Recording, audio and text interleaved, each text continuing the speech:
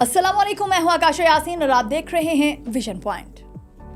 आज़ाद जम्मू कश्मीर में peaceful assembly and public order ordinance की हकीकत, क्या ये काला कानून था? आज़ाद जम्मू कश्मीर में 29 अक्टूबर 2024 को नाफिज होने वाला peaceful assembly and public order ordinance supreme court of Azad Kashmir ने मुअत्तल कर दिया। इस ऑर्डिनेंस के खिलाफ मुख्तलिफ हलकों में शदीद रद्द-ए-अमल सामने आया था, जिसमें इसे एक काला कानून और इंसानी हुकूक की संगीन खिलाफ वर्जी करार दिया गया था। लेकिन क्या ये वाकई एक जुल्म था या हुकूमत की जानिब से अवामी अमन व अमान को बरकरार रखने की एक जरूरत? माजी में कहा जाता था कि हुक्मरान अवाम की नब्ज पर हाथ रखते हैं, मगर अब ऐसा नहीं रहा। जब से जमहूरी अमल की बजाय सियासी जमातों और हुकूमतों का क़याम नक़बज़नी के जरिए होने लगा है, अवाम का किरदार सामने हो गया है और फैसला साजी में उनकी शिरकत महदूद हो चुकी है। इसका नतीजा ये हुआ है कि अवाम की आवाज़ सिर्फ एहतजाज और चीखो पुकार तक महदूद होकर रह गई। इस सूरत हाल में peaceful assembly and public order ordinance को अवामी एहतजाज को दबाने के एक जरिए के तौर पर पेश किया गया है। ऑर्डिनेंस के तहत अवामी इज्तिमात के लिए ज़िले मजिस्ट्रेट से पेश की इजाजत लेने की शर्त आयद की गई थी। इस ऑर्डिनेंस के नफाज के बाद मीरपुर में पहली FIR दर्ज की गई, जिसमें अवामी एक्शन कंपनी की एक मीटिंग में शरीक अफराद पर इल्जाम था कि उन्होंने हुक्मरानों की अयाशियों के खिलाफ एहतजाज करने की मंसूबाबंदी की थी। इस FIR को इंसानी हुकूक की संगीन खिलाफ वर्जी करार दिया गया था। सेंट्रल बार मुजफ्फराबाद के सदर नासिर मसूद मुगल एडवोकेट ने इसे बुनियादी इंसानी हुकूक की खिलाफ वर्जी करार दिया। ऑर्डिनेंस है क्या? Peaceful assembly and public order ordinance के तहत एहतजाज करने के लिए कई सख्त शराइत रखी गई थी, जिनमें सबसे अहम शर्त ये थी कि एहतजाज के मुंतजमीन को 7 दिन पहले तहरीरी दरखास्त देना होगी। इस दरखास्त में एहतजाज के मुंतजमीन के शनाख्ती कार्ड, फोन नंबर्स और पता शामिल करना जरूरी था।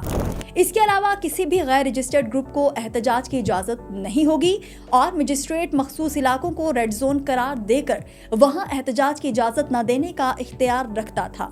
एहतजाजी इज्तिमात में असलहा, डंडे या कोई हथियार लाने की भी इजाजत बिल्कुल नहीं थी और सड़कों या चौराहों को बंद करने की भी मुमामनत की गई थी। इन तमाम शराइत की खिलाफ वर्जी पर 7 साल तक की कैद और नजरबंदी की सजा हो सकती थी।